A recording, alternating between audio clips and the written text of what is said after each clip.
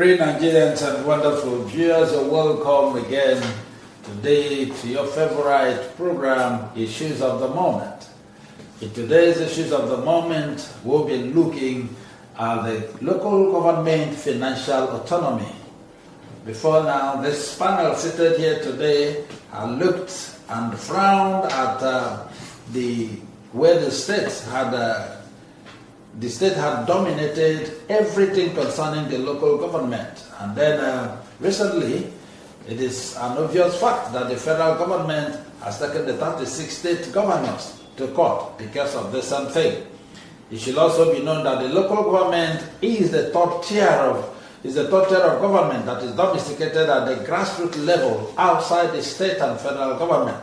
Local governments are established to ensure effective governance at the local level. Like we said earlier, there are so many villages whose Aso Rock ends at the local government headquarters. And when this local government is not functional, what happens? Today, I have analysts in the House who are going to look at this federal government action, and then, in as much as we cannot preempt the court's decision, but whether it is a right step, and can we achieve anything from this? If at the end of the day, the local government becomes financial autonomous, what do we stand to gain? From my far left, I have Comrade Nnamdi Elekwachi. Comrade Nnamdi Elekwachi is a historian, he's a public affairs analyst, and also a political affairs analyst. Above all, he's a tele-evangelist, a man who loves dealing with dates and numbers as a result of his profession. Comrade, you're welcome to the program. Thank you, moderator, for having me. It's always my pleasure to be here. Good day, our viewers and listeners. After him, in my immediate right, I have Honorable Emeka Ihedru. Honorable Emeka Ihedru is a media personality, has been a filmmaker and also an actor. He's also an activist with the Actors Guild of Nigeria, Abia State, and Nigeria in general. And also, when we refer to democracy as a nascent democracy, these are the pioneers, a pioneer legislator in our Barnort local government area. He has always been a political activist and one of the pioneers of PDP in the state here. And Honorable Emeka is also known as Zemosu. So if I interchangeably call Zemosu Honorable Emeka, please don't misquote me. Honorable, you're welcome to the program. Thank you, our host, for having me. Good afternoon and happy new month to our viewers and our listeners out there. All right, let me start with you because we've been in the local government, Honorable Emeka Ihedru. Let me start with you. Recently, the federal government had taken the 36 state governors to court to ensure that the local government remains financially autonomous. And what do you think we expect from this? Thank you, Prof. The thing there is that this matter is not supposed to be an issue that should have gone to court in the first place, because the Constitution, 1999 Constitution as amended, is very, very explicit in this matter. However, it is because of the greed on the part of our governors, who have almost made themselves sole administrators, civilian sole administrators. That's what I refer to some of them as. They run their states, their various states, as if they are civilian sole administrators. You see, the financial autonomy, look at this joint, the one that is causing the problem is this joint account between the state and the local government. And what the framers of the Constitution envisaged in framing that section of the Constitution, talking about 1999 Constitution as amended, was to make sure that there was a joint account between the states and the local government, whereby when the state gets the internally generated revenue within the states, it will now be shared, it will now be gathered in that central purse, then will now be distributed 10% of it will be distributed according to the local government, the number of local governments in that state, and not to bring the allocation of that is due to the local government into that very purse. You understand? But because of the mischievous nature or mindedness of most of our governors, they now force the local government to bring their own local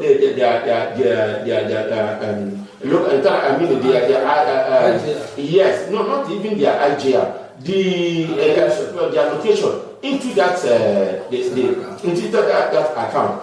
Most state governors have even taken it to the next level, to the point that they have usurped all the revenue points, all the revenue collectible points of the local government. They now collect it. They collected the revenue, including cemetery, including markets, both markets, cemetery, and environmental property rates. Just name them. All these revenues that we are. That is as it concerns about here. As it concerns the whole local government in the federation, it's a constitutional matter. You understand? For example, naming of local government markets all over the federation belongs to the local government. You understand? It belongs to the local government. So these are, for example, here now let's use our locality for example, as a case study, which is Aba North and Aba South. Here in Abia State, the area that international market belongs to Aba North local government. Then some motor parks also belongs to Aba North local government. Then Aba South owns more of the local, has more of the markets than Aba North. For example, Ahamo, which is popularly known as market, belongs to Aba South local government. Ekonha shopping center belongs to Aba South local government. Then cemetery market, which is a Zuku market, also belongs to Aba South local government. You understand? And Aba main park also belongs to Aba South local government. But the state government has usurped all those things, have gotten into it, and they are now collecting all the revenues there. So, and you know why the states, most of them, they don't like running a democratically elected local government system in their state. It's because of this thing. So if the federal government succeeds now, which I'm sure they're going to succeed, if they succeed now, the court rules in their favor, you say that and grant the local government autonomy. When the state sees that they are no longer there is no more monetary interest again, no benefit, they will allow the local government to go. All right.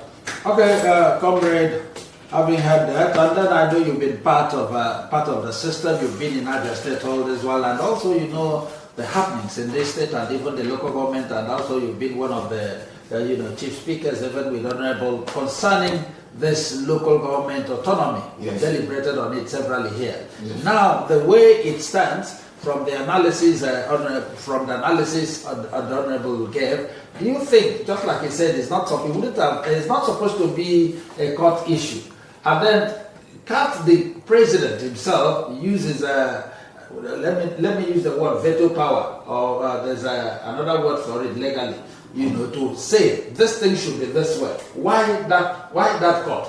Because it is enshrined in the constitution that this local government is supposed to be autonomous. Yes, I think the president doesn't even need to invoke his powers. He shouldn't have gotten to a point where President Bola Ahmed Tinubu will invoke any power, because the constitution is the ground norm and the modus operandi of the Nigerian Federation, and everything concerning this matter is clearly spelled out. In section 7, subsection 1 of the 1999 Constitution as amended, it says that a system of democratically elected local government council or systems must be guaranteed under this constitution across all the councils. And now see the problem is now, and that for the maintenance of such systems, that their composition, their structure, their finance, and their functions shall be guaranteed by the state governments. Now, what it simply means is this, that there must be a democratically elected system at the grassroots level, which is the local government councils. Then that the states must, through the houses of assembly, the 36 states, now make laws to this effect. And that the finance, the structure, the components, and the system of these councils must be embedded in those laws. But sadly, the states have now twisted, misinterpreted that provision to simply means a power enabling them to hijack, or to use the word and the language of honorable, usurp the functions of the councils. And then another conundrum, another problem we have in the Constitution is Section 162, subsection 6, which created the so-called state joint local government accounts, which the state government had actually relied on to carry out this nefarious activity, which has to a very large extent undermined the concept and the practice of fiscal federalism.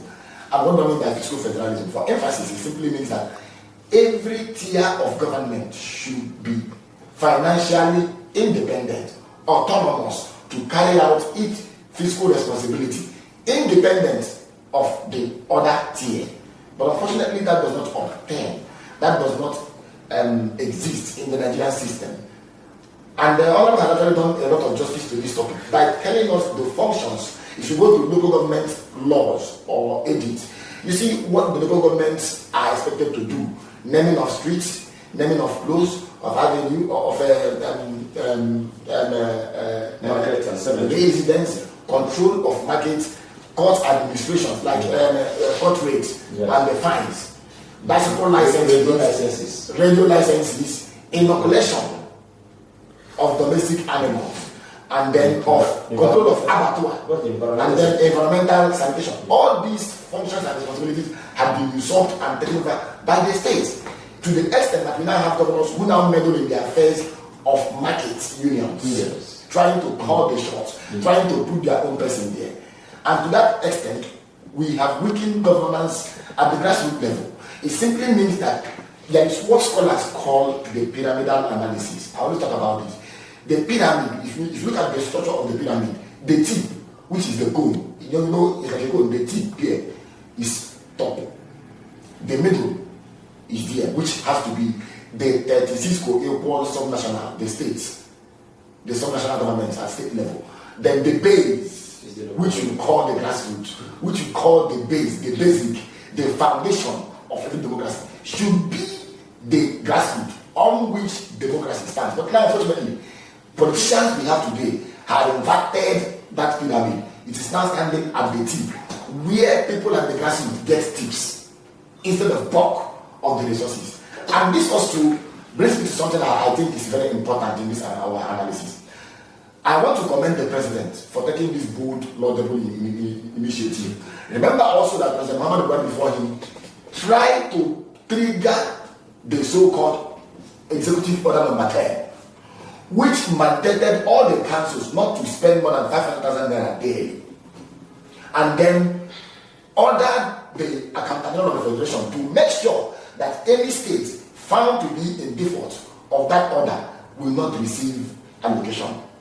But the state, you know how they behave, they are able to twist or even outflank or outmaneuver the president because of his ambition, political ambition. Now listen, in Nigeria currently, the system of revenue sharing, or the revenue sharing formula, vertically should be reviewed. And when I mean vertically, I mean the head there being the federal government, the west or the center being the states, and then the feet being the councils. Currently now, as constituted or as structured, the federal government gets 52%. We are talking about one amorphous entity. The states, at 6 co-equal subnationals, will get 26 point something percent. 36 will get 26%, 52, 1% will get it. Then 774 councils and area developments in the FCT will now get probably 20 point something percent. So where does it work? So I think what is happening today is telling us that we have to go back to relevant sections and see what can be expunged. If it has become a problem that the governors are relying on section 162 because of the powers given to the House of Assembly to make laws for the governance of local government, it simply means you have to spell it out clearly so that they will no longer rely thereon. And then we have to also review what we call IGR, not internally generated revenues this time, but intergovernmental relations.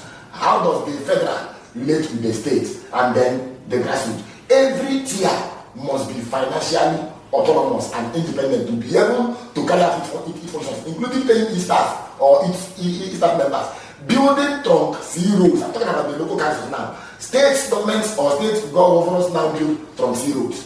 You understand? Yes. It should be the function of the local council. Even House of Assembly members are talking about House of Assembly members are talking about grading roads. This should be House of Assembly members are talking about grading feeder roads.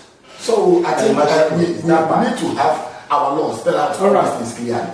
All right, Honorable I know you were in the local government and you were one of the pioneers, especially in Adana there. Yeah. And then it's like your tenure was short-lived as a result of these state. I don't know if you were supposed to stop to that 4 years, but recently the local government have only 2 years and they are dissolved by the governors of the state. Is that supposed to be so, or will something be done about it as we talk about the autonomy? No, not at all. You know, when the premise is strong, when the premise is faulty, that's talking about the foundation. The conclusion can never be right. You know, the thing is that these so-called laws enacted for the regulation or running of the local government by the various houses of assemblies, you understand, are already unconstitutional from the beginning. You understand? Now, you see, going to the question you just asked, when somebody, the local government, for example, the local government system, now you just like comrade mentioned, they create laws. Before that, before the law, there are things that are not negotiable. These things are constitutional matters, constitutional rights that are not transferable. You understand? You cannot take from somebody what does not belong to that person. Somebody cannot give somebody something that does not belong to him. We've talked about the markets and talked about the creation of a local government, naming of streets and all that. But before I go to your answer, before I answer your question, I am suspecting that this federal government going to court is just political. Because if you recall, when now president was the governor of Lagos State, Tinubu, he also objected to this. He challenged he created local government and he wanted the then president, which was President Obasanjo, to be given allocation to those local government, and that was the problem he had with Obasanjo there. And Obasanjo seized the allocation of those local governments he created, including the constitutional ones. Your governor during that your time. In fact, these two governors, Kahano and Tinubu, they are the problems we are having in the local government since that 1999 up to date. You understand? So the thing is that my tenure was not short-lived. We are supposed to run for 3 years. Okay. You understand? As was allowed by the Constitution. But the National Assembly then, tried to, that was the 1999 National Assembly, tried to amend that Constitution to allow the local government to run and expire at the same time, so that the same time with the national elections, the federal elections. But the Authors of Carlo was the one that went to court, you understand, and stopped it. Now, why I call these governors now, the successive governors, as a political, civilian sole administrator, is that they will come up and they will tell us they have respect for the rule of law. Why courts of competent jurisdictions in this land have all given rulings time and time again against this DC arrangement. It is unconstitutional.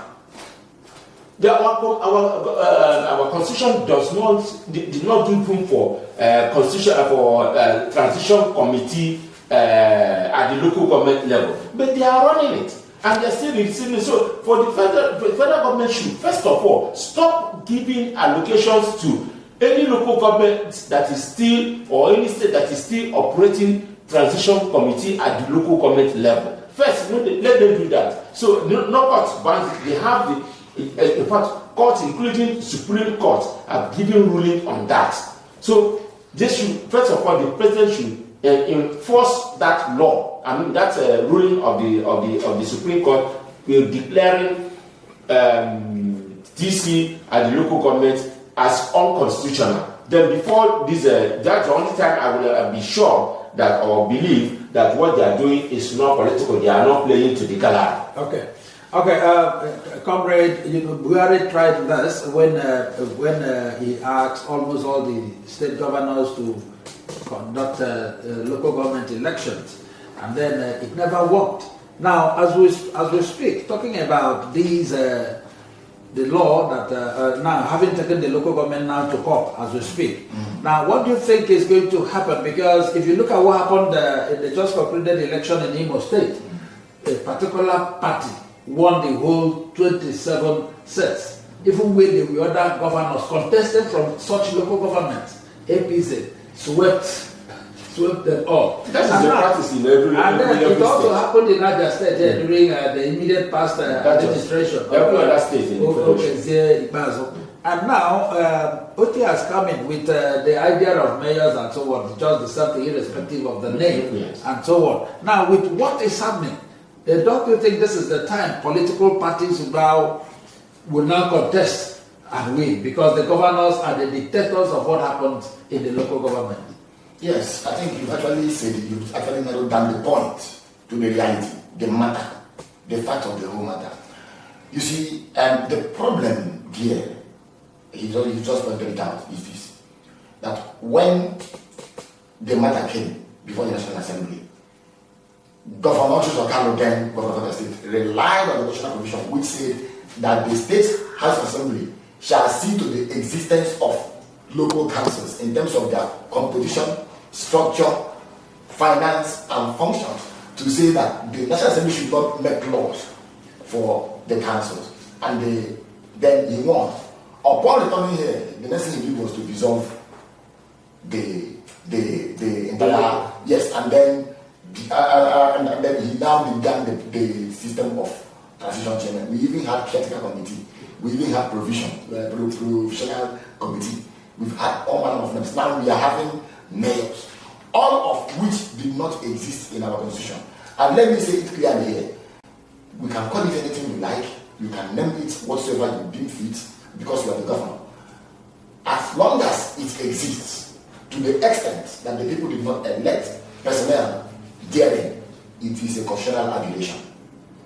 It is an anomaly.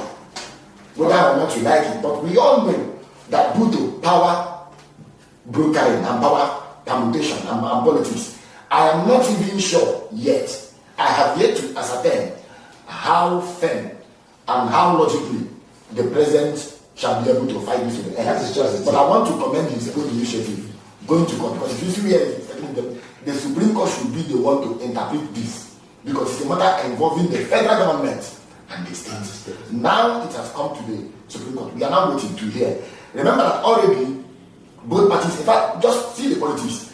The governors came trying to use one front, and the Supreme Court said, no, you cannot use one front. You have to seize. Or you go and find independent, appear independent, because you have attorneys general, attorneys general across the states.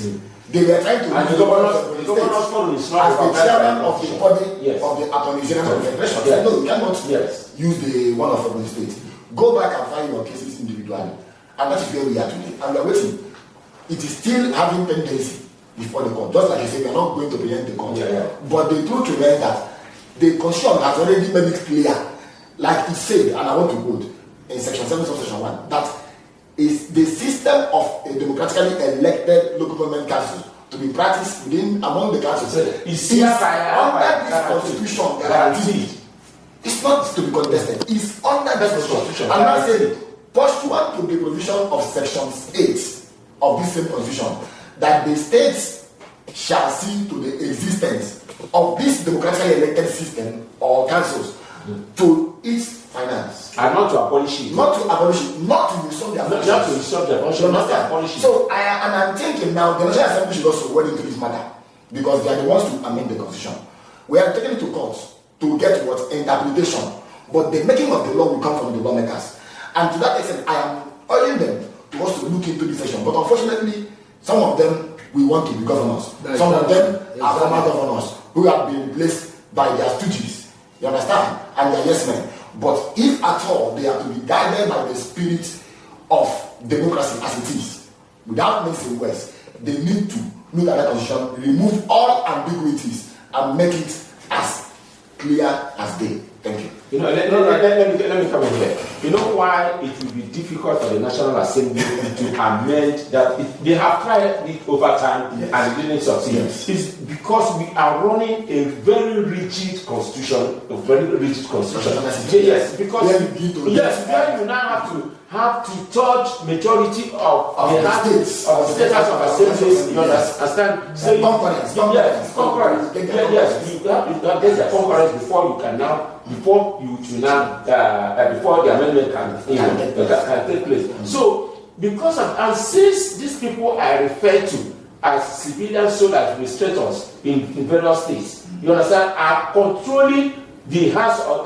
their individual houses of assemblies. So, because of their monetary interest in this local government, they will not allow the state houses of assemblies to concur with the National Assembly. So that is the problem. Okay, Honorable. I was actually coming to you. I am glad because having been there in the local government and we experienced most of these things, and I'm also aware that your group at a point had to sue the state government because of a lot of areas. Yes, I think I'm sure of yes, that. Yes. We had Joseph Carlo. I'm sure if he goes to his history book, he will still have at least the name of Papanos Luku. All right, because of our time, I really want to come to you. Let us look at some of the advantages, in as much as we are not preempting the call, like I said. But if this thing is allowed, and then if this financial autonomy is granted local government, how do you think the villagers, the third tier of government, how are they going to fare? Because as we speak, the so-called local government chairman or mayor or caretaker committees, they are like stooges to the state governor. So what do we expect if this financial autonomy is granted? Yes, it's going to be a win-win situation. You understand? The ultimate beneficiaries will be the people at the grassroots. You understand? And, but presently, as it is, we are not having democracy at the local government level, at the grassroots level. You understand? I think we have similar democracy at the federal level. Then at the state level, we have what I still refer them to, with no apologies to anybody, as civilian sole administrators. Then at the local government level, there is total absence of democracy. Where people don't, just like Congress, people did not elect you don't give them opportunity of electing their own representative. Even when you ask the governor to do something that looks like democratically elected councillors and this thing, that is semi-election. They select the people and then ask their various state house of state electoral bodies to ratify what the election that have made in their individual parties. So the thing is that if they do it, people can now remember. Now, if you have observed, even the health departments at the local government levels are not functioning. The educational sector, which is primary education, is not functional, and so many other things. But if the Supreme Court, I expect them to use this opportunity to, before Nigerians, redeem their already battered image. You understand? By giving the people what they want, ruling in favor of the people, giving, declaring this declaring the autonomy of the local government and the practice we are having to do. Sorry, before you conclude, conclude on this. Now, what do you think are the major functions of the elected councillors? Assuming this autonomy comes, since the state houses of assembly, they make the laws that guide the local government. Very good question. You see, the councillors are the legislative arm. The legislative arm of the local government is the council. You understand? That is why you call it council. Without the local government, without the councillors in place, it is only a local government. So when the council comes there, because the council is the legislative arm of the local government, so they have we call them leaders. The leader of a council is equivalent to the speaker in the House of Assembly or House of Representatives. We also have, down line like that, the House functionaries. Then, if you do that, you have these people in place. You have the House functionaries, like the leader, the deputy leader, then the majority leader, the minority leader, according to the way we are elected into the council, and they according to the parties they represent. So, but when they also have their own influences, security, this thing will also help check insecurity.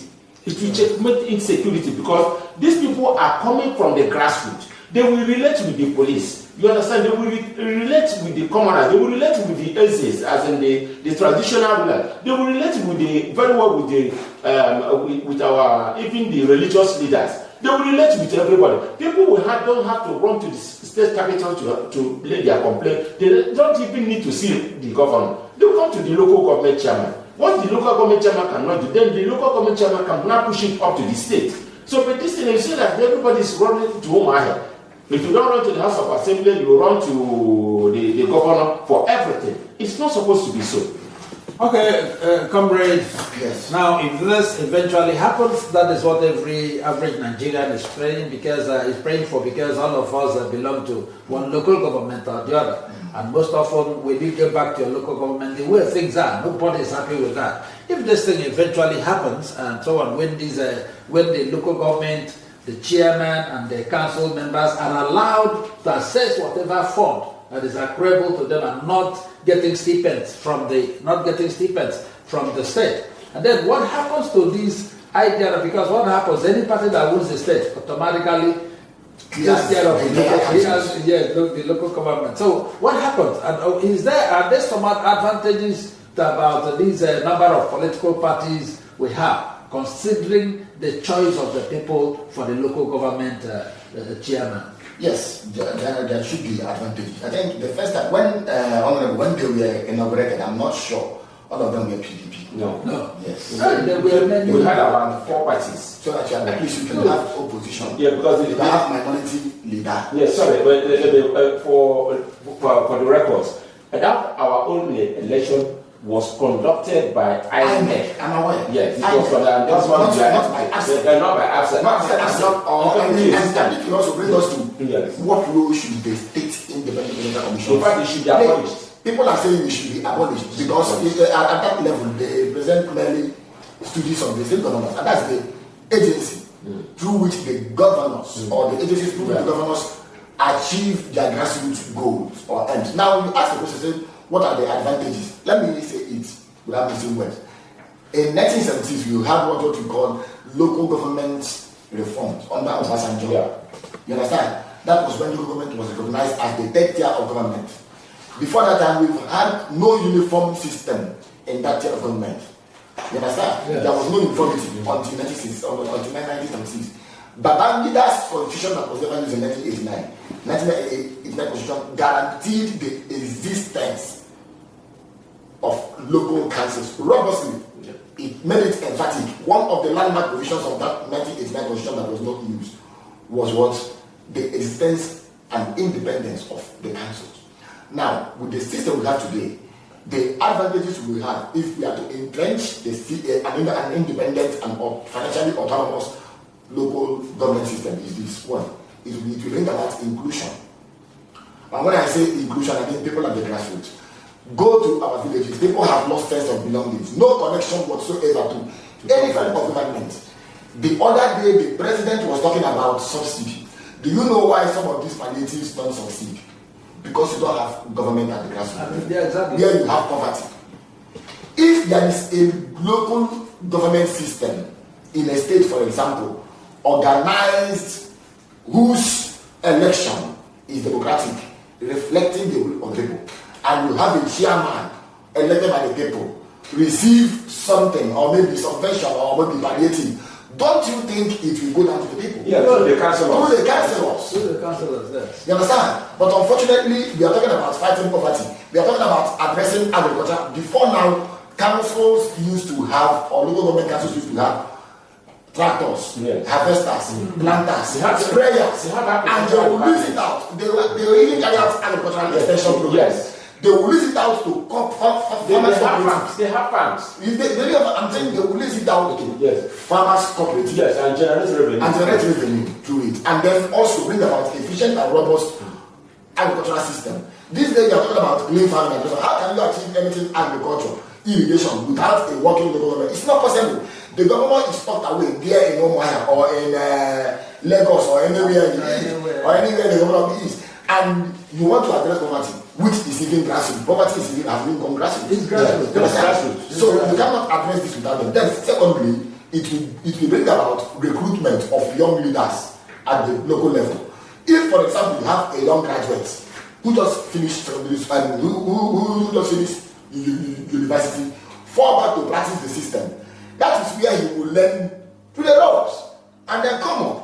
Whether to play at the center, at the federal, or at the state, or anywhere. And even these headers farmers clashes will be addressed. Yes, it will be drastically reduced because the councillors know those people. These people will live amongst them. Yeah. You understand? The local government officials will know where they live. And they don't have to. Even primary health care. You know what is primary health care?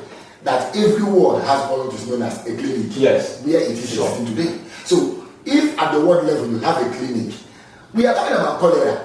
And you are trying to fight cholera from the center. It cannot happen because it's a primary health care challenge. Yes. When you have the councillors, like you have said, the leader is the speaker. Yes. You have the supervising councillor, just like the commissioner. You have the chairman as the governor. It simply means all the arms of government are very effective. But it's unfortunate. And I will urge that we extend or talk about this topic. All right. Yes, I think. We are going to continue because what concerns this local government as the top tier of government, and the fact the grassroots, they're supposed to be the beginning, the genesis of, even before you talk about the federal. Every of us, both the president and so on, has a local government, sure, and that is why it is very, very important. And why must local government be neglected? It is not supposed to be, because when you talk about the supervisory councillors, it's like you're talking about the commissioners. You have the councillors who now act as the lawmakers. They make bylaws. So if the top tier of government is on ground, I am sure that is the beginning of alleviation of poverty, especially at this part of the globe. I think something must be done. Well, our wonderful viewers and listeners, I'm happy you've been there all through this program. I am assuring you we are going to visit this again, even as we also listen to what the Supreme Court will have to pass as judgment. Once again, from my far left, I have Comrade Nnamdi Elekwachi. Comrade Nnamdi Elekwachi, you are pleased to have you here today. It's always my pleasure. Thank you so much. And Honorable Emeka Iheduru Nzemosu, we're also very happy to have you here today. It's my pleasure. And this is your Anchorman, Chidedum Godson Adiele.